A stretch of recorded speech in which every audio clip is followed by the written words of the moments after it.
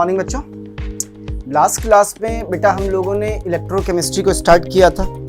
कुछ बेसिक सीखे थे, इलेक्ट्रोलिसिस क्या होता है, कुछ टिप्स बताई थी मैंने इलेक्ट्रोलिसिस की कि कौन से कैटायंस हैं जो कैथोड पे जाके डिस्चार्ज होते हैं, कौन से कैटायन हैं जो डिस्चार्ज नहीं होते इन एक्वस सोल्यूशन, एनायंस कौन से डिस्चार्ज नहीं होते, कौन से डिस्चार्ज होते हैं, ये सब हमने सीखा था और इनर्ट इलेक्ट्रोड का यूज़ मैंने आपको दिखाया था। आइए थोड़ा आगे बढ़ते हैं। अपनी अगली हेडिंग है इलेक्ट्रोलिसिस ऑफ वाटर। जब आप वाटर का बेटा इलेक्ट्रोलिसिस कराते हैं तो हमेशा याद रखिए जो प्योर वाटर है इसमें इलेक्ट्रिसिटी कंडक्ट नहीं हो पाती, इसलिए हम इसमें या तो मिला देते हैं स्मॉल अमाउंट ऑफ एसिड या स्मॉल अमाउंट ऑफ बेस या थोड़ा सा साल्ट, कोई भी, जैसे सपोज NaCl। पर ये याद रखिए कि ये एक्वस सोल्यूशन में मिलाएंगे कितना, बहुत ही थोड़ा सा, जस्ट अ लिटिल बिट, बहुत थोड़ा सा अमाउंट मिलाएंगे किसी साल्ट का। ठीक है, तो हम एसिड या बेस को प्रिफर्ड करते हैं, यहाँ पर इन्हें ले लेते हैं, पर साल्ट बिल्कुल मिला सकते हैं, याद रखिए। यानी वाटर या तो एसिडिक लिया जाएगा या बेसिक लिया जाएगा या सलाइन लिया जाता है थोड़ा। ठीक है, अब हम इसका इलेक्ट्रोलिसिस कराएंगे बेटा। तो जब अपन इलेक्ट्रोलिसिस कराएंगे तो हमारे पास दो इलेक्ट्रोड्स हैं, एक जिसे अपन एनोड कहते हैं और दूसरा जिसे हम कैथोड कहते हैं। अब सोचिए एनोड पर कौन जाएगा, भाई वाटर का इलेक्ट्रोलिसिस है तो वाटर ही जाएगा। कैथोड पर कौन जाएगा, वाटर का इलेक्ट्रोलिसिस है तो वाटर ही जाएगा। एनोड पर होता है ऑक्सीडेशन, कैथोड पर होता है रिडक्शन। ऑक्सीडेशन का मतलब ये इलेक्ट्रॉन लूज करेगा, कितने, 4, और इलेक्ट्रॉन लूज करके क्या बनाएगा बेटा, O2 प्लस 4OH माइनस। ये रिएक्शन आपने पीछे सीखी थी, oxidation of water. Reduction of water भी बेटा आपने सीखा था, दो इलेक्ट्रॉन्स लेगा, क्या बनाएगा, H2 प्लस क्या बनेगा, ट्वाइस H प्लस। ठीक है, देख लीजिए कहीं कोई डाउट हो, कुछ गड़बड़ हो गई छोटी सी मुझसे, ठीक कर देता हूँ, कोई बात नहीं, थोड़ा उल्टा हो गया है।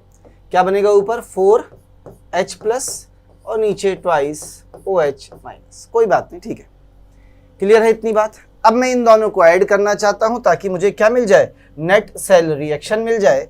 तो जब मैं इन दोनों को ऐड करूंगा तो जरा बताइए ऊपर से कितने इलेक्ट्रॉन आ रहे हैं, 4, पर यहाँ 2 ही मिले, तो बैलेंस करने के लिए इलेक्ट्रॉन्स को आई विल मल्टीप्लाइड विद 2 और दोनों को जोड़ूंगा तो 4 इलेक्ट्रॉन से 4 इलेक्ट्रॉन कैंसिल हो गए। 2 वाटर ये हैं बेटा, 2 से मल्टीप्लाई किया, 4 वाटर ये हैं, 2 और 4 6H2O, 6 ही लिखा है, परेशान मत होइए। क्या इतनी बात समझ में आई है?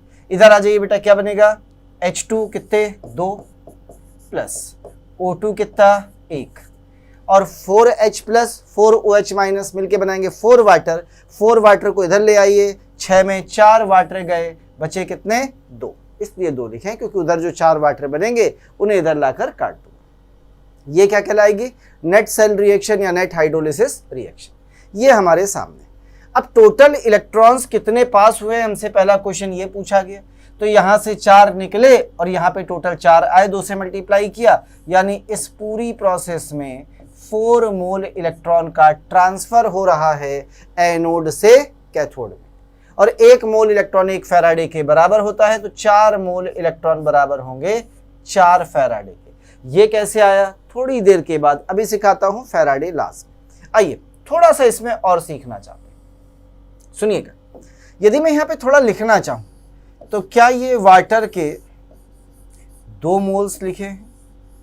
यदि मैं इसको मोल्स की बजाय कुछ और लिखना चाहूं तो क्या मैं ये लिख सकता हूं, 2 मोल का मतलब 36 ग्राम ऑफ वाटर, 1 मोल 18 ग्राम होता है।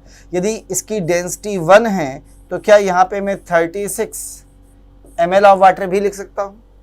अब जरा बताइए यहाँ गैस कितनी बन रही है बेटा, 2 मोल और 1, 3 मोल, यानी टोटल आपके पास गैस के कितने मिल रहे हैं, 3 मोल्स ऑफ गैस। यदि आपको इस गैस के 3 मोल मिल रहे हैं बच्चे, तो बताइए 3 मोल का वॉल्यूम कितना होगा गैस का, 1 मोल बराबर होता है 22.4, तो 3 हो गया, 3 इंटू 22.4 लीटर, यानी बराबर आ गया कितना, 67.2 लीटर। अब वो जो क्वेश्चन बनाएगा वो क्या क्या बनाएगा, वो कहेगा 1 मोल वाटर का इलेक्ट्रोलिसिस कराया गया, बताइए वॉल्यूम ऑफ गैसेस कितना होगा। तो 2 मोल से कितना मिल रहा है 67.2, तो 1 मोल से कितना मिलेगा, आधा कर दीजिए 33.6 लीटर। पक्का। वो कहेगा बताइए 1 मोल ऑक्सीजन बनाने के लिए कितने इलेक्ट्रॉन ट्रांसफर होते हैं, 4 मोल। कहते हैं बताइए 1 मोल वाटर को यदि O2 में कन्वर्ट किया जाए तो कितने इलेक्ट्रॉन ट्रांसफर होंगे, 2 मोल के लिए 4 मोल है तो 1 मोल के लिए 2 मोल ट्रांसफर होंगे। ऐसे छोटे छोटे से क्वेश्चन यदि वो फ्रेम करता है तो उम्मीद करूंगा आप आसानी से कर लिया करेंगे इस डाटा को यूज करते हुए। समझ में आ गया बेटा इतना। चलिए थोड़ा सा आगे बढ़ जाते हैं। अब जरा बात कर लेते हैं कि सर मान लीजिए इलेक्ट्रोड इनर्ट नहीं हुए तो क्या होगा। किसकी बात कर रहे हैं, इसकी, जिन्हें हम एक्टिव या अटैकेबल इलेक्ट्रोड्स कहते हैं। What is the mean of active electrodes? पीछे एक बार मैं आपको बता चुका हूं। एक्टिव इलेक्ट्रोड का मतलब होता है when an electrode participates,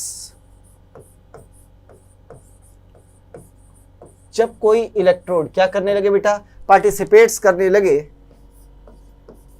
in the reaction, in the reaction. Like जैसे फॉर एग्जाम्पल यदि हम सिल्वर का इलेक्ट्रोड ले लें, कॉपर का इलेक्ट्रोड ले लें, जैसे हम सिल्वर का इलेक्ट्रोड ले लें, कॉपर का इलेक्ट्रोड ले लें, गोल्ड, इन सब की रॉड ले लें या इन सब के इलेक्ट्रोड्स ले लें, in their on salt solution, यानी इन्हीं के साल्ट या आयन सॉल्यूशंस, यानी हम इन्हीं के साल्ट का सॉल्यूशन ले लें। जैसे फॉर एग्जांपल सपोज करिए कि मैंने कॉपर सल्फेट का सॉल्यूशन ले लिया और इसमें कॉपर सल्फेट के सॉल्यूशन में कॉपर की ही रॉड को डाल दिया, तो ये केस कहलाता है एक्टिव इलेक्ट्रोड। सर क्यों, यहां पे ये पार्टिसिपेट करने लगेगा बेटा। कैसे पार्टिसिपेट करेगा थोड़ी देर में सिखाता हूं। क्या इतनी बात समझ में आई? अब वो कह क्या रहा है सुनिएगा। In case of active electrode, यदि एक्टिव इलेक्ट्रोड दे दिया जाए, in case of active electrode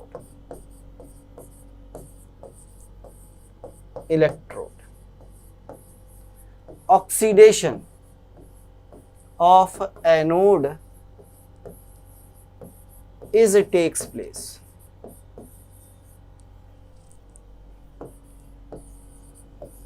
itself as, कह रहा है कि यदि आप एक्टिव इलेक्ट्रोड लेते हैं तो जो एनोड होता है ना उसका खुद का ऑक्सीडेशन होना शुरू हो जाएगा। यदि एनोड का ही ऑक्सीडेशन होना शुरू हो गया तो एनोड रिएक्शन में पार्टिसिपेट करने लगा। इसे कहते हैं बेटा एक्टिव इलेक्ट्रोड। कैसे होगा, क्यों होगा, आइए जरा समझने की कोशिश कर लेते हैं। जैसे सपोज करिए कि हमने यहां पे एक कॉपर सल्फेट का सॉल्यूशन ले लिया, ध्यान से देखना, कॉपर सल्फेट का सॉल्यूशन ले लिया और इस कॉपर सल्फेट में ये हमने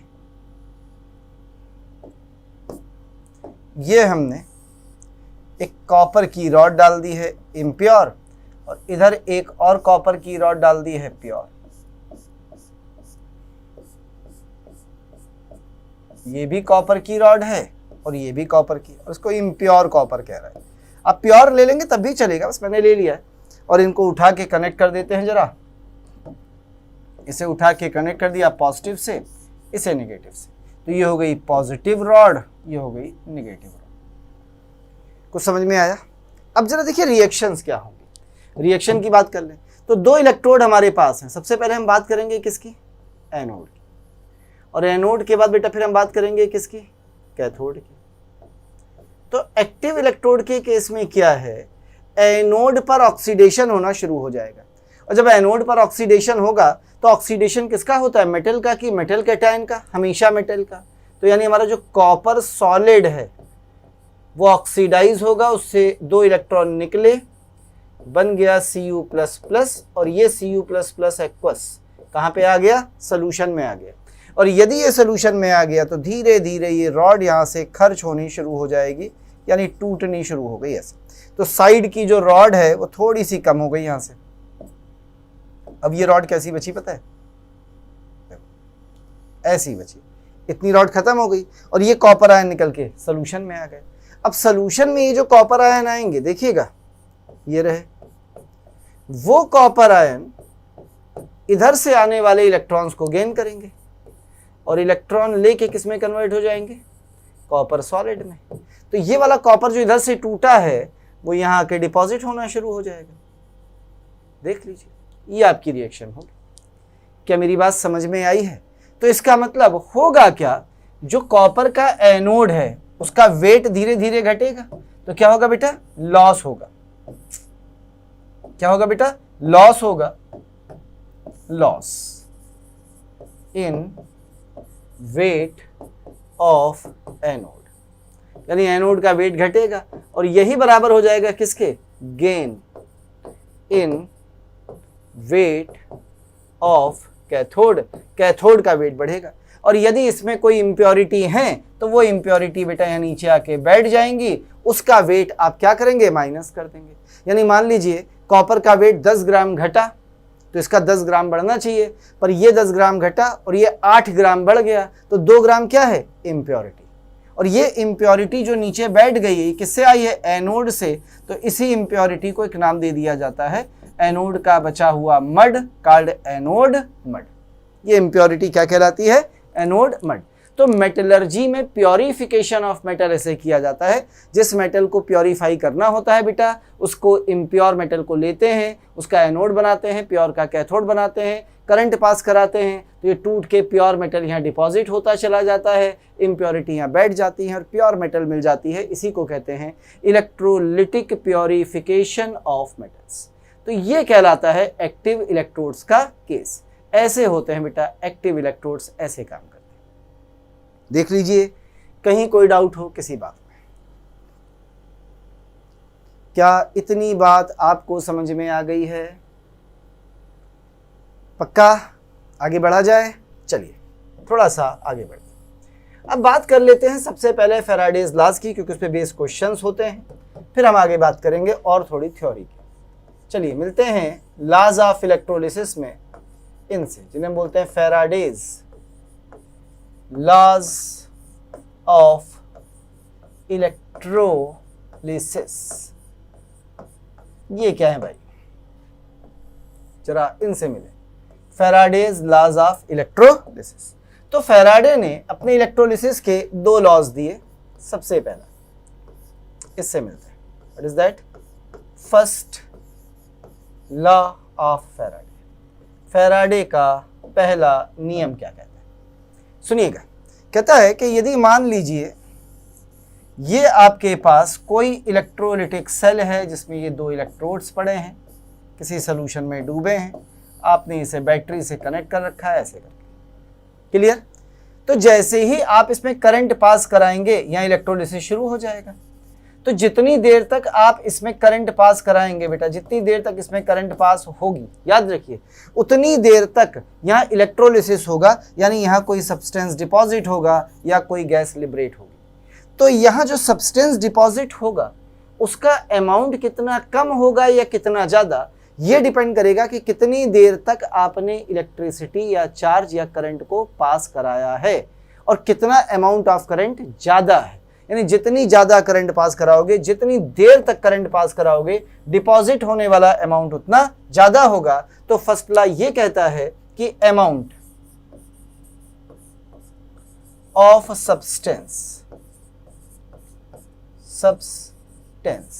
डिपॉजिटेड, जो डिपॉजिट होता है, और volume of gas, volume gas के केस में होगा लिबरेटेड, यदि ये निकलता है, लिबरेट होता है, लिबरेटेड इज डायरेक्टली प्रोपोर्शनल। चलो अब ये लिख देता हूं, डायरेक्टली प्रोपोर्शनल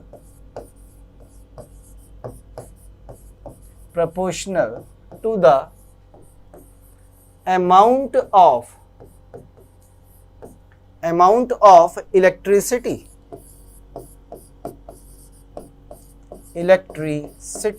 passed। अब जितनी इलेक्ट्रिसिटी का अमाउंट ज़्यादा पास कराएंगे उतना अमाउंट, यानी मैं कहूँ कि जो वेट डिपॉजिट हो रहा है या जो वॉल्यूम लिबरेट हो रहा है वो डायरेक्टली प्रोपोर्शनल है किसके, चार्ज। और चार्ज बराबर क्या होता है, आई टी, यानी आई इंटू टी। आई क्या है बेटा, करंट इन एम्पियर, टी क्या है, टाइम, जितनी ज़्यादा देर तक कराएंगे। यानी मैं कह सकता हूँ कि जो डब्ल्यू होगा वो डायरेक्टली प्रोपोर्शनल आई टी है, तो जेड लगा देते हैं, Z into I T. W की जगह आप बिल्कुल वॉल्यूम को इस्तेमाल कर सकते हैं, पूरी छूट है बेटा। ना what is Z here sir, ये जेड क्या बवाल है जो बीच में आप ले आए हैं। तो जेड कुछ नहीं है, जेड को बोलते हैं मेटल का इलेक्ट्रो केमिकल इक्विवेलेंस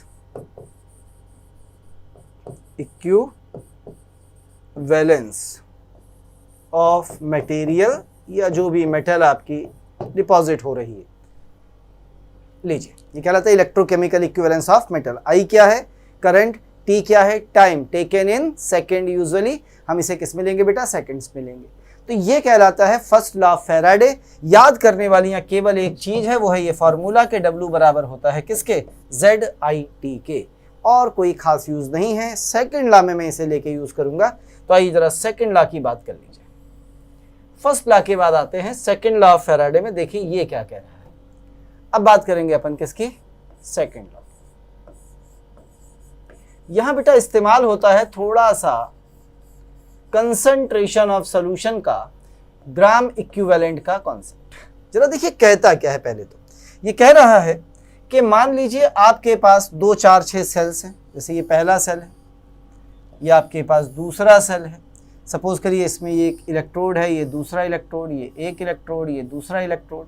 इसे आपने कनेक्ट किया है पॉजिटिव से, इसे आपने कनेक्ट किया है नेगेटिव से, ऐसे करके।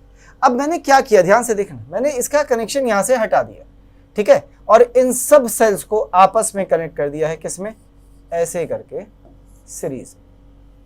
समझ में आ रहा है बेटा। तो जो लास्ट वाला होगा, can I say that will be connected with this, इससे कनेक्ट हो गया होगा, पक्का। तो जितने चाहें उतने जोड़ दीजिए सेल कनेक्शंस, जितना आपका मन करे। तो ये ढेर सारे हमारे पास क्या हैं, इलेक्ट्रोड्स हैं जो जुड़े होंगे सीरीज में। अब वो क्या रहा है, हमने इधर से इसमें करंट पास कराई है आई, तो जितनी करंट इसमें आएगी उतनी ही करंट इधर भी आएगी, उतनी ही करंट यहाँ से बाहर जाएगी। जितने टाइम के लिए करंट यहाँ पास होगी उतने ही टाइम के लिए करंट यहाँ आएगी, उतने ही टाइम के लिए यहाँ से निकल जाएगी। तो कह रहा है, सुनिएगा स्टेटमेंट, कह रहा है when same amount of current is passed through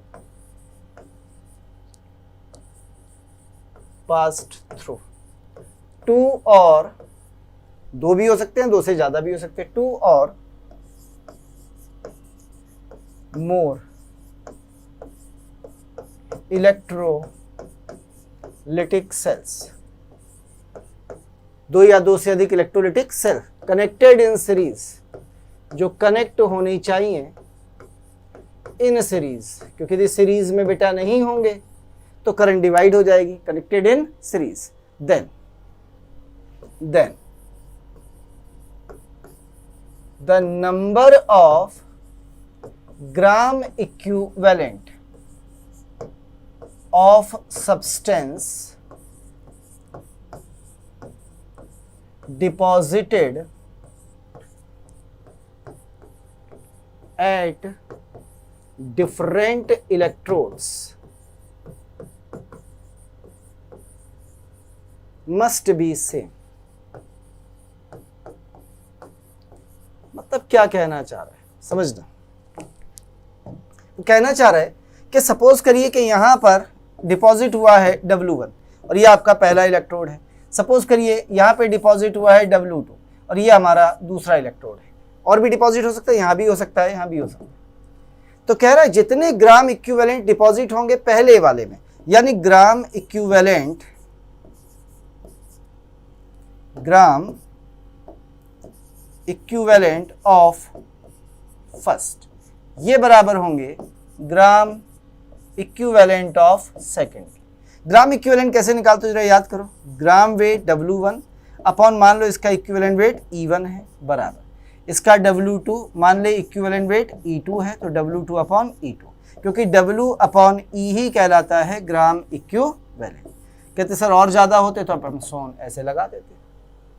बोल बेटा क्या इतनी बात समझ में आई है? तो इसे कहते हैं सेकंड लॉ ऑफ फैराडे, यानी जब हम same amount of current same type के लिए 2, 3, 4 इस तरह के सेल से पास कराते हैं, इलेक्ट्रोलाइटिक सेल से जो सीरीज में एक दूसरे से कनेक्ट होते हैं, तो जितने भी इलेक्ट्रोड हैं ये हो ये हो ये हो ये हो या आगे कितने भी हों, उन सब पे यदि कोई मेटल डिपॉजिट हो रही है, सॉलिड डिपॉजिट हो रहा है या कोई गैस लिबरेट हो रही है, तो उन सब के ग्राम इक्विवेलेंट्स मस्ट बी सेम, सभी के ग्राम इक्विवेलेंट बराबर होते हैं। और फर्स्ट लॉ ऑफ फैराडे से आप बेटा एक चीज सीख के आए थे, आप ये सीख के आए थे कि जो W होता है वो डायरेक्टली प्रोपोर्शनल होता है IT या ZIT के बराबर होता है। तो मैंने मान लिया कि जो W1 है I और T तो सेम है, पर यदि यहाँ पर मेटल अलग अलग है बेटा तो इनका इलेक्ट्रोकेमिकल इक्विवेलेंस अलग अलग होगा, तो ये हो जाएगा Z1 इंटू IT। और यदि मैं कहूँ W2 कितना होगा तो आप बोल देंगे W2 बराबर हो जाएगा बेटा Z2 इंटू IT, क्योंकि करंट सेम है, सेम टाइम के लिए है दोनों। तो इन वैल्यूज को यदि मैं यहाँ रखूँ तो जरा बताइए फार्मूला क्या बनेगा बेटा, हमें मिलेगा Z1 into IT upon E1 equals to Z2 into IT upon E2। फिर से IT से IT कैंसिल हो गया, ठीक। मैं इसको पलट के लिख दूँ, कोई एतराज है आपको? E1 upon Z1 equals to E2 upon Z2 and so on, ऐसे। क्या इतना समझ में आया? इसका मतलब ये है बेटा कि जो E अपॉन Z की वैल्यू है, किसकी वैल्यू? E अपॉन Z की वैल्यू वो कैसी है? सेम, यानी कांस्टेंट। और इसी कांस्टेंट को E upon Z equal to Faraday ने अपना कांस्टेंट F लिख दिया, यानी E अपॉन Z बराबर किसके आ गया? F के, जहाँ F is called Faraday constant. F को हम क्या कह देते हैं? फैराडे कांस्टेंट कह देते हैं। अब मैं एक पहले तो लाइन खींच देता हूं ताकि मैं इन्हें सेपरेट कर सकूं। इतना हमने देख लिया, अब आगे की बात कर लेते हैं। जरा देखें आगे क्या हो रहा है। तो आगे क्या होता है ध्यान दीजिएगा, कहते हैं E अपॉन Z बराबर F, यानी E इक्वल्स टू कितना आ गया? Z into F। What is F here? जहां F इज कॉल्ड क्या कहलाता है? Faraday's constant. और मुझे लगता है इसकी वैल्यू सभी लोग जानते होंगे कि एक फैराडे बराबर होता है अप्रॉक्सीमेट 965,000 कूलम्स, और ये आता है कितने इलेक्ट्रॉन के चार्ज से? 1 मोल इलेक्ट्रॉन के चार्ज से। या यही बराबर होता है मोल किसके बराबर? 6.02 इंटू 10⁻23 इलेक्ट्रॉन्स के। या यही बराबर होता है, याद रखिएगा, 1 ग्राम इक्विवेलेंट के। सर ये ग्राम इक्विवेलेंट कहां से आ गया बीच में? ये अभी सिखाता हूं। कोई चीज ऐसी जो हमारे दिमाग में खुड़पेच कर रही है, फैराडे की ये वैल्यू कहां से आई भाई? 1 मोल इलेक्ट्रॉन यानी इतने इलेक्ट्रॉन ले लो। 1 इलेक्ट्रॉन का चार्ज 1.6 इंटू 10⁻⁻19, तो इतने इलेक्ट्रॉन का चार्ज, इसको मल्टीप्लाई कर लो इलेक्ट्रॉनिक चार्ज से, 96,500 कूलम के आसपास आ जाएगा। ग्राम इक्विवेलेंट कहाँ से आया ये थोड़ी देर में बताता हूँ। इतने में कोई डाउट हो बताइए पहले। ये लाइन सबसे इंपॉर्टेंट है, याद रखनी है बेटा आपको कि एक फैराडे 96,500 कूलम होता है, 1 मोल इलेक्ट्रॉन होता है, 6.02 इंटू 10⁻23 इलेक्ट्रॉन होता है, या 1 ग्राम इक्विवेलेंट के बराबर होता है। ये हमेशा याद रखना। अब थोड़ा सा और आगे बढ़ जाते हैं। आइए, तो हमारे पास फाइनली फार्मूला है E इक्वल्स टू FZ। अब अपन थोड़ा सा इस फार्मूले के साथ खेलना चाहते हैं। देखिएगा बेटा, can I write here E equals to F into, और Z की वैल्यू रखना चाहता हूं। जरा बताइएगा, क्या W बराबर Z इंटू IT था, तो क्या Z बराबर W अपॉन IT होगा? तो जहां Z था वहां मैं लिख देता हूं W upon I into T, ऐसे। इतने में तो कोई एतराज नहीं बेटा आपको। अब थोड़ा सा इसकी शफलिंग करा देता हूँ। कैसे, ध्यान से देखिएगा इसकी शफलिंग कैसे करा रहा हूँ। मैं W को यहीं रखता हूँ जहाँ है, E को इधर नीचे ले आता हूँ, W/E, इस वाले E को यहाँ ले आया, IT को उधर ले जाता हूँ, IT को उधर ले गया, और F को इसके नीचे ले आता हूँ, IT/F। क्लियर? अच्छा, मुझे ऐसा क्यों लग रहा है कि ग्राम वेट है ये इक्विवेलेंट वेट है, और gram weight upon equivalent weight ही तो बराबर होता है ग्राम इक्विवेलेंट के। लीजिए, यानी ये क्या आ गया है, ग्राम इक्विवेलेंट्स आ गया। बोल भाई, कहीं कोई डाउट तो नहीं? अब सर 1 ग्राम इक्विवेलेंट 1 फैराडे के बराबर कैसे, यही तो है सवाल है। बता भाई, IT की जगह हम क्या रख सकते हैं, पहले तो बता, क्या Q रख सकते हैं, यानी Q/F बराबर ग्राम इक्विवेलेंट। और कह रहा है कि ये ग्राम इक्विवेलेंट 1 के बराबर कर दो, सपोज 1। यदि 1 के बराबर कर दिया तो Q बराबर कितना हो गया, 1F। What is Q? Q क्या है? Q is 1 Faraday. कब? जब हमने कितना ग्राम इक्विवेलेंट लिया है, 1 ग्राम। यानी 1 ग्राम इक्विवेलेंट किसके बराबर होता है, 1 फैराडे चार्ज के बराबर। देख आगे, 1 फैराडे के बराबर 1 ग्राम इक्विवेलेंट। पक्का? यह हम ऐसे भी कह सकते हैं, ध्यान से सुनना। दूसरा तरीका, इसे छोड़ देते हैं। यदि हम Q की जगह 1 फैराडे रख दें, कह रहा है यदि 1 फैराडे चार्ज पास कराया जाए, करा दिया तो Q की जगह 1 फैराडे रख दिया, अपॉन फैराडे बराबर ग्राम इक्विवेलेंट, तो F से F कट गया, बराबर कितना आ गया, 1 ग्राम इक्विवेलेंट। यानी 1 फैराडे चार्ज 1 ग्राम इक्विवेलेंट के बराबर होता है। कैसे भी प्रूफ कर दीजिए, ये हमेशा बराबर है। पर मेरे लिए इंपॉर्टेंट ये भी नहीं है, मेरे लिए इंपॉर्टेंट वो है जो कंसंट्रेशन में पढ़ा था। जरा याद करके बताइए कि नंबर ऑफ ग्राम इक्विवेलेंट्स निकालने के 4 फॉर्मूले मैंने आपको पढ़ाए थे। पहला, ग्राम वेट अपॉन इक्विवेलेंट वेट। दूसरा, किसी गैस के लिए volume of gas upon equivalent volume of gas. तीसरे नंबर पर, किसी भी सब्सटेंस के मोल्स को मल्टीप्लाई कर दीजिए वैलेंस फैक्टर से। चौथा तरीका, यदि सॉल्यूशन की नॉर्मेलिटी दी है तो इनटू वॉल्यूम इन लीटर। और पांचवा तरीका अभी अभी आपके पास आया है, इट इज IT/F, या इसी को हमने लिख दिया था Q/F, और यही बराबर है नंबर ऑफ ग्राम इक्विवेलेंट ही।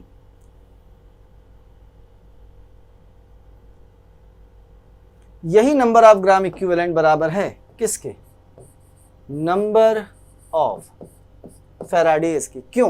क्योंकि ध्यान से देखिए, 1 फैराडे का मतलब 1 ग्राम इक्विवेलेंट, 2 फैराडे का मतलब 2 ग्राम इक्विवेलेंट, यानी जितने ग्राम इक्विवेलेंट उतने फैराडे इलेक्ट्रिसिटी यूज्ड। ये वेरी वेरी इंपॉर्टेंट है, हमेशा याद रखना है। 6 तरीके हैं आपके पास, देखिए ग्राम इक्विवेलेंट्स निकालने के। पहला, दूसरा, तीसरा, चौथा, पांचवा, छठा। फैराडे के तो बराबर होता ही होता है। क्या इतनी बात समझ में आई? अब यहाँ पर क्या आपको याद है, क्या भूल चुके हैं कि इक्विवेलेंट वेट कैसे निकाला जाता था या इक्विवेलेंट वॉल्यूम कैसे निकाला जाता था?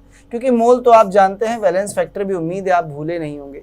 नॉर्मेलिटी और वॉल्यूम आपको सीधे क्वेश्चन में दिया होगा, तो मैं आपको थोड़ा सा रिवाइज करा देता हूँ जरा। इक्विवेलेंट वेट और इक्विवेलेंट वॉल्यूम निकाल, सबसे इंपॉर्टेंट लाइन यही थी बेटा। आइए जरा सब शुरुआत कर लेते हैं किससे, इक्विवेलेंट वेट से। दुनिया में कभी भी इक्विवेलेंट वेट निकालना हो तो मॉलिक्यूलर वेट को डिवाइड करते थे अपन लोग वैलेंस फैक्टर या वैलेंसी से, और यहीं पर यदि हमें इक्विवेलेंट वेट की जगह इक्विवेलेंट वॉल्यूम निकालना हो तो मॉलिक्यूलर वेट की जगह मोलर वॉल्यूम ले लेते हैं और इसे भी डिवाइड करेंगे वैलेंस फैक्टर से, और मोलर वॉल्यूम 22.4 लीटर या 22,400 ml के बराबर होता है। तो ये इक्विवेलेंट वॉल्यूम का फॉर्मूला है और ये इक्विवेलेंट वेट का फॉर्मूला है, ठीक। और यही वैलेंस फैक्टर वैलेंसी के भी बराबर होता है। चलिए, अलग अलग चीज के लिए अलग अलग निकलता है। जैसे उसने बोला है कि इक्विवेलेंट वेट किसी एलिमेंट का बताइए, तो आप कहेंगे एलिमेंट का कौन सा वेट होता है, एटॉमिक वेट अपॉन वैलेंसी। जैसे फॉर एग्जांपल उसने कहा कैल्शियम का इक्विवेलेंट वेट कितना होगा, तो कैल्शियम का एटॉमिक वेट होता है 40 और कैल्शियम की वैलेंसी होती है 2, तो बराबर हो गया 20। सिंपल। क्या समझ में आया? यदि वो पूछ रहा है क्वेश्चन में कि बताइए कि what will be the equivalent weight of aluminium, इसका इक्विवेलेंट वेट कितना होगा, तो थर्ड ग्रुप का वैलेंसी 3 हो गई, तो इसका एटॉमिक वेट होता है 27 डिवाइडेड बाई 3 बराबर 9। तो लीजिए इसका इक्विवेलेंट वेट कितना हो गया बेटा, 9 हो गया। तो इस तरह से हम एलिमेंट्स की क्या निकाल सकते हैं, बड़े आराम से निकाल सकते हैं इक्विवेलेंट वेट्स। कोई डाउट तो नहीं बेटा? पूछा जाए इक्विवेलेंट वेट ऑफ सिल्वर बताइए। अब देखो जनरली कई बार क्या होगा, इन पे चार्ज लगा होता है, ऐसे Ag पॉजिटिव, 3 पॉजिटिव, 2 पॉजिटिव, तो यही इनकी वैलेंसी है, यही चार्ज ही इनकी वैलेंसी या वैलेंस फैक्टर है। मैं तो कोई चार्ज ले ही नहीं रहा, मैं तो डायरेक्ट निकाल रहा हूँ, सही है ना। तो Ag का कितना होगा जरा बताओ, Ag की वैलेंसी कितनी होती है 1, तो 108/1 बराबर 100। तो ऐसे निकलते हैं बेटा इक्विवेलेंट वेट ऑफ एलिमेंट्स। जैसे मैंने वेट निकाले वैसे ही मैं निकालना चाहूंगा इक्विवेलेंट वॉल्यूम्स। चलिए मैं हटा नहीं रहा, इनको ऊपर शिफ्ट कर देता हूं और इक्विवेलेंट वॉल्यूम की बात कर लेता हूं। अब देखिएगा, जैसे सपोज करिए उसने कहा कि आप इक्विवेलेंट वॉल्यूम ऑफ हाइड्रोजन बताइए, तो आप कैसे बताएंगे? मोलर वॉल्यूम ऑफ हाइड्रोजन 22.4 है और हाइड्रोजन का वैलेंस फैक्टर 2 होता है, तो ये बराबर हो गया 11.2 लीटर। और यदि आपको लीटर पसंद नहीं है तो आप बोल सकते हैं 11,200 ml। यदि वो कहे कि इक्विवेलेंट वॉल्यूम ऑफ ऑक्सीजन बताइए, तो ऑक्सीजन का हो गया 22.4 डिवाइडेड बाई वैलेंस फैक्टर होता है ऑक्सीजन का 4 डिवाइडेड बाई 4, तो ये हो गया 5.6 लीटर या मिलीलीटर में 5600 ml। मान लीजिए कल वो कह देता है कि इक्विवेलेंट वॉल्यूम ऑफ Cl2 कितना होगा, तो 22.4 अपॉन Cl2 का 2 हो गया बराबर 11.2 लीटर। लीजिए ऐसे निकालते थे हम लोग। कंसंट्रेशन ऑफ सॉल्यूशन में आपने इक्विवेलेंट वेट, इक्विवेलेंट वॉल्यूम, ये सारी चीजें निकालनी सीखी थी।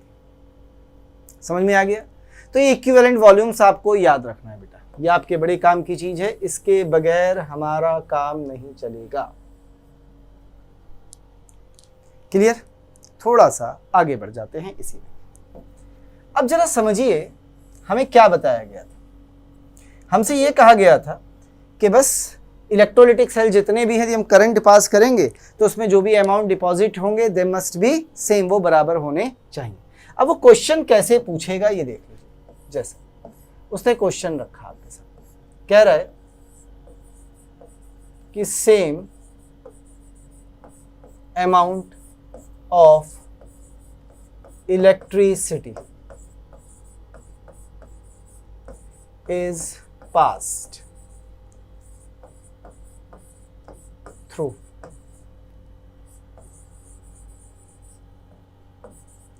solutions of AgNO3, AgNO3 and CuSO4, then तो कह रहा है कि 63.5 gram of Cu is deposited,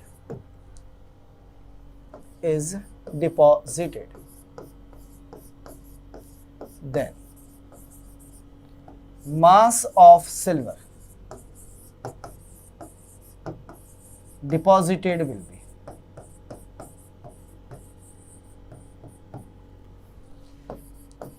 ये क्वेश्चन। तो आपको कुछ नहीं करना है, केवल इतना काम करना है कि दो चीजें हैं भैया, एक आपका कॉपर और एक सिल्वर। तो आप इतना बोल दीजिए बस सीधे सीधे कि ग्राम इक्विवेलेंट ऑफ कॉपर, जो कॉपर सल्फेट से मिलेंगे वो ग्राम इक्विवेलेंट ऑफ सिल्वर के बराबर होंगे जो AgNO3 से मिले। दोनों के डिपॉजिट जो हो रहे हैं उनके ग्राम इक्विवेलेंट सेम होंगे। अब बता भाई ग्राम इक्विवेलेंट कैसे निकालेगा? W ऑफ कॉपर कितना दिया है 63.5 डिवाइडेड बाई, इक्विवेलेंट वेट कितना होता है? कॉपर की वैलेंसी है 2 और कॉपर का एटॉमिक वेट 63.5 ही होता है, तो इक्विवेलेंट वेट हो गया बेटा 31.75। कुछ समझ में आया? 31.75 बराबर ग्राम इक्विवेलेंट ऑफ सिल्वर क्या होगा? It is simply weight of silver divided by equivalent weight of silver होता है 108। क्लियर है बेटा? कॉपर की वैलेंसी 2 होती है, यहीं से दिख रही है, CuSO4 कॉपर पे +2 और सल्फेट पे -2 और Ag की 1 होती है, देख +1 -1। सही है ना? तो बता W ऑफ Ag आ गया, सीधे सीधे से सॉल्व कर ले इसको। कितनी बार गया? 2 बार। तो W ऑफ सिल्वर बराबर आ गया 2 × 108 इक्वल्स टू 216 ग्राम। क्वेश्चन खत्म। देख ले भाई, कहीं कोई डाउट हो, कुछ ना समझ में आया? सिंपल सा है। ग्राम इक्विवेलेंट ऑफ कॉपर बराबर ग्राम इक्विवेलेंट ऑफ सिल्वर कर दिए। देख लो कहीं डाउट लग रहा हो। कोई डाउट नहीं? पक्का? थोड़ा सा आगे बढ़े, चलिए अगले क्वेश्चन पे चलते हैं। कहते हैं दूसरा क्वेश्चन कह रहा है on electrolysis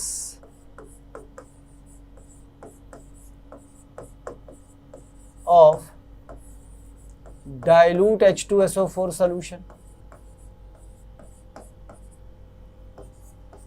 5.6 liter of oxygen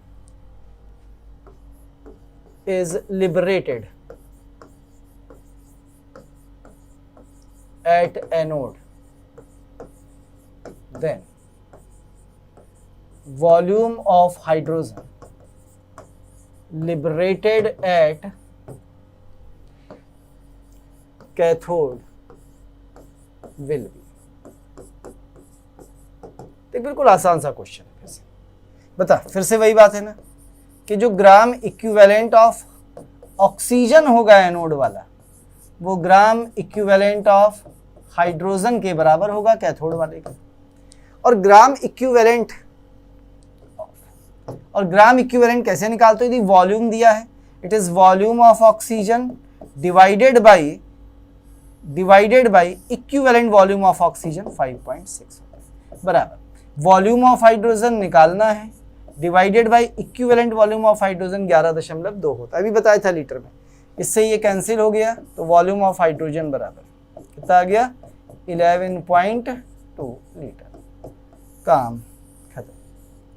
वैसे भी 2:1 के रेशियो में निकलती थी, 2 मोल हाइड्रोजन तो 1 मोल ऑक्सीजन, यानी जितना ऑक्सीजन का वॉल्यूम उसका दुगना वॉल्यूम हमेशा हाइड्रोजन का मिलेगा। क्या समझ में आया है बेटा? इतना कहीं कोई डाउट तो नहीं है दोनों क्वेश्चंस में? पक्का समझ गए? थोड़ा सा आगे बढ़ जाएं। चलिए थोड़ा आगे बढ़ेंगे, नेक्स्ट हेडिंग डालेंगे। इसके बाद एक छोटी सी हेडिंग है बेटा, हम एक रिलेशन देखना चाहते हैं। रिलेशन किसमें? Between the number of moles comma Faraday and gram equivalent in A reaction. किसी भी रिएक्शन में इनके बीच का क्या रिलेशन होगा? देखिए एक बार मैं फिर से लिख के बता देता हूं जो मैंने बताया था। मैंने आपसे कहा था कि जो ग्राम इक्विवेलेंट होंगे वो बराबर होंगे नंबर ऑफ फैराडे, और ग्राम इक्विवेलेंट बराबर होते हैं मोल इनटू वैलेंस फैक्टर। और वैलेंस फैक्टर कुछ नहीं है, सिंपली वैलेंसी ही टाइप का, चार्ज टाइप का ही कुछ है थोड़ी देर के लिए, बाकी तो मैं आगे सीखूंगा और निकालना। भाई ग्राम इक्विवेलेंट बराबर मोल इनटू वैलेंस फैक्टर और नंबर ऑफ फैराडे के बराबर होता है। बाकी फॉर्मूले सब पता है, W/E volume upon equivalent volume वगैरह वगैरह। ठीक है, इसका मतलब ये है कि यदि हमारे पास नंबर ऑफ फैराडे हो और हमें मोल निकालने हो तो वैलेंस फैक्टर से डिवाइड कर दो, कुछ भी निकाल लेंगे इनको आपस में मिला के। चल सॉल्व करते हैं क्वेश्चंस की मदद से। शुरुआत करते हैं यहाँ से। सपोज करिए कि आपको Na+ दिया गया होता, ठीक, या Ag ले लूँ, Na में मज़ा नहीं आएगा। सपोज करिए आपको Ag प्लस दिया गया होता, या सपोज करिए आपको Cu प्लस प्लस दिया गया होता, या सपोज करिए आपको एल्यूमिनियम ट्रिपल पॉजिटिव दिया गया होता। अब ठीक है, और इन सब में मेटल को डिपॉजिट करना था। देखना, सबकी रिएक्शन करानी है और इन मेटल्स को डिपॉजिट करना है एट देयर रेस्पेक्टिव इलेक्ट्रोड्स।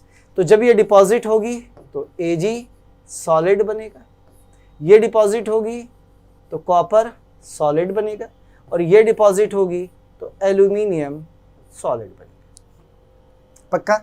अब इनके कितने डिपॉजिट होंगे ये मैं देख लेता हूँ। सपोज करिए मेरे पास इसका कितना डिपॉजिट हो रहा है, लेट अस सपोज 1 मोल डिपॉजिट हो रहा है। ये भी कितना डिपॉजिट हो रहा है, 1 मोल डिपॉजिट हो रहा है। तो ये भी कितना डिपॉजिट होगा, 1 मोल डिपॉजिट होगा। अब जरा बताइए इनकी वैलेंसी आपको नजर आ रही है क्या? इसकी वैलेंसी को ध्यान से देखिए, इसकी वैलेंसी है 1, यस और नो।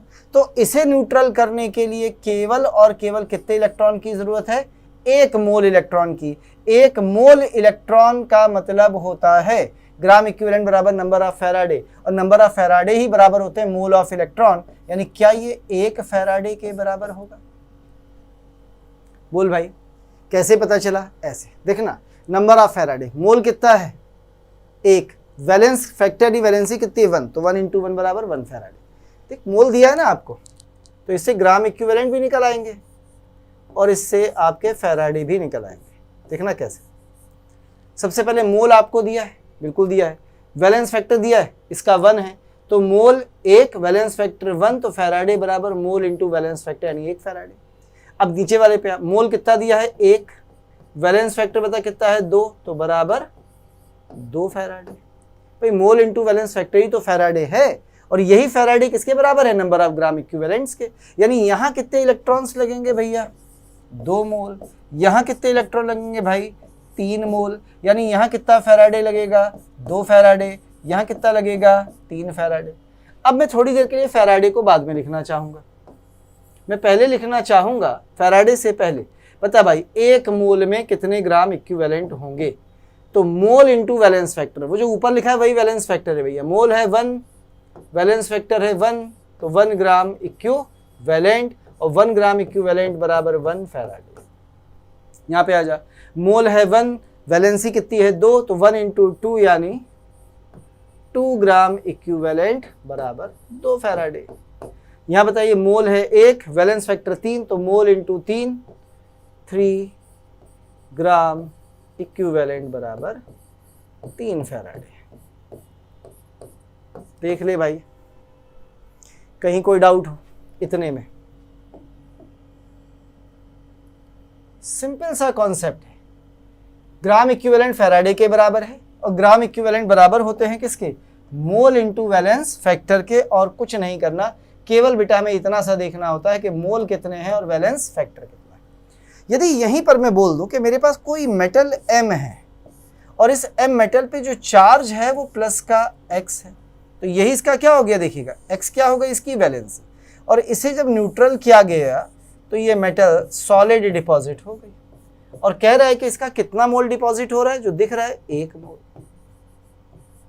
बताइए ग्राम इक्विवेलेंट्स कितने होंगे, तो ग्राम इक्विवेलेंट होते हैं मोल इंटू वैलेंस फैक्टर। तो मोल कितना है बेटा इसका 1 इंटू, और वैलेंसी कितनी है, जितनी यहाँ लिखी है X, वैलेंस फैक्टर यही तो होता है, इंटू X। तो कुल मिला के 1 इंटू X बराबर कितना हो गया, X ग्राम इक्विवेलेंट। और जितने ग्राम इक्विवेलेंट उतने फैराडे यानी X फैराडे। तो इसका मतलब यहाँ कितने फैराडे, X फैराडे, और X फैराडे का मतलब कितने इलेक्ट्रॉन, X मोल इलेक्ट्रॉन। अब बताइए क्या आपको ये रिलेशन समझ में आए हैं बेटा, मोल के, फैराडे के और ग्राम इक्विवेलेंट्स के? बिल्कुल आसान से हैं। आपको ये रिलेशन याद रखना है, जो ऊपर लिखा, जो पीछे पढ़ के आए बेटा वो आपको याद रखना पड़ेगा हमेशा। याद रखिए, हमेशा याद रखिए, जितने मोल इलेक्ट्रॉन्स होते हैं उतने ही फैराडे होते हैं। 1 फैराडे बराबर 1 मोल इलेक्ट्रॉन, मैंने आपको पीछे दिखाया है, फिर से दिखा देता हूँ। क्या 1 फैराडे बराबर 1 मोल इलेक्ट्रॉन, कहीं सुना सुना लग रहा है हमें? चेक करेंगे अभी। चलिए, यहाँ तो नहीं है, तो इक्विवेलेंट वेट और इक्विवेलेंट वॉल्यूम्स हैं। कहाँ चले गए भाई, बड़ा दूर चले गए। आइए, चलिए,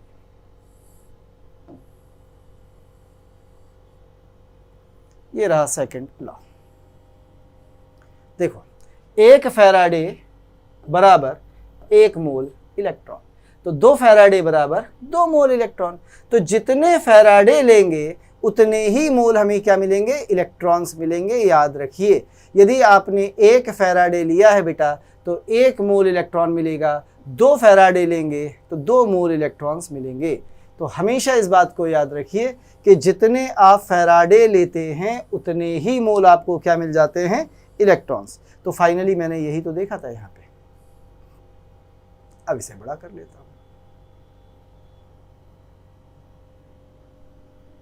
लीजिए, ये रहा रिलेशन। कहीं कोई डाउट मिल रहा हो, दिख रहा हो, समझ में ना आ रहा हो, बताइए।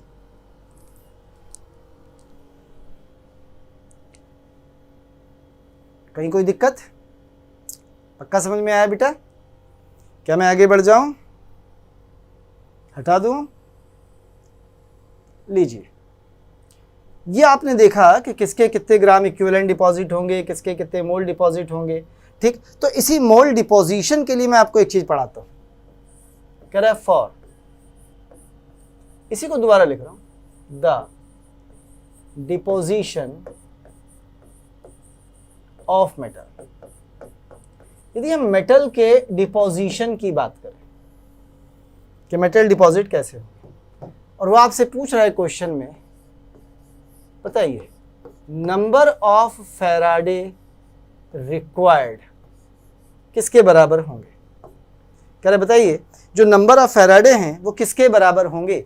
तो नंबर ऑफ फैराडे बराबर होंगे नंबर ऑफ ग्राम इक्विवेलेंट, और ग्राम इक्विवेलेंट बराबर होते हैं मोल्स इनटू वैलेंस फैक्टर, और वैलेंस फैक्टर यहां पर कौन है, चार्ज ऑन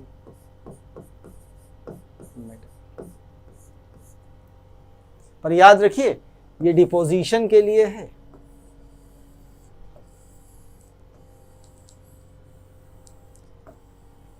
अब इसे लगा के देखते हैं किसी क्वेश्चन पे, जो पीछे पढ़ के आए उससे थोड़ा सा डिफरेंट लेंगे पर। ठीक है, जैसे उसने बोला कि हमारे पास क्रोमियम ट्रिपल पॉजिटिव है, ठीक, इसे डिपॉजिट कराना है। यहां पे कितना डिपॉजिट कराना है, कह रहा है 1 मोल। पूछ रहा है नंबर ऑफ फैराडे बताइए। तो मैं तो ऐसे ही बता दूंगा, देख 3 चार्ज है तो 3 मोल इलेक्ट्रॉन बराबर 3 फैराडे खत्म। लेकिन मैं निकालना चाहता हूं डायरेक्ट, तो हम कैसे निकालेंगे, देखिएगा ध्यान से जरा। Number of Faraday, number of Faraday बराबर मोल्स, मोल कितना दिया है बता, 1, यस और नो। मोल कितना दिया है 1, इनटू चार्ज, चार्ज कितना है, आंसर, काम खत्म। कुछ समझ में आया? मजा तो तब आएगा जब यहां चार्ज मान ले वो कहते +1 होता सर, तो दिक्कत आती ना। तो +1 में डिपॉजिट थोड़ी होती है, आयन थोड़ी डिपॉजिट होता है, मेटल डिपॉजिट है। तो मतलब मेटल के डिपोजिशन के लिए बोला है। अभी ये फॉर्मूला केवल मेटल के लिए है भैया। पक्का? पक्का, कोई डाउट नहीं है? आगे बढ़ें, चलिए आगे बढ़ेंगे और बात करेंगे यदि हम करंट की एफिशिएंसी बदल दें तो इन इक्वेशंस में क्या फर्क पड़ेगा। पहला केस, जैसे करंट अभी तक हमारे 100% मान के चल रहे हैं हम, तो कल वो बोल दे कि करंट जो है वो 50% रह गई तो क्या फ़र्क पड़ेगा, इसे देखेंगे अगले क्लासेस में। फिलहाल इतना ही रखूँगा बेटा। क्वेश्चंस थोड़े लगाते रहिए, बाकी मैं क्वेश्चंस का आपको PDF भेज दूंगा। अगली क्लास में मैं आपको सिखाऊंगा करंट एफिशिएंसी के बारे में, और फिर हम लोग पहुँचेंगे आगे इलेक्ट्रोड पोटेंशियल क्या है। सबसे इंपॉर्टेंट वही है, इलेक्ट्रोड पोटेंशियल यदि आपने लगा लिया तो इलेक्ट्रो के क्वेश्चंस लगभग सारे हमसे हो जाएंगे। आज बेटा केवल यहाँ, अगली क्लास में मिलेंगे हम लोग किसके कॉन्सेप्ट से, परसेंटेज एफिशिएंसी ऑफ करंट के कॉन्सेप्ट और इलेक्ट्रोड पोटेंशियल से। थैंक यू, धन्यवाद।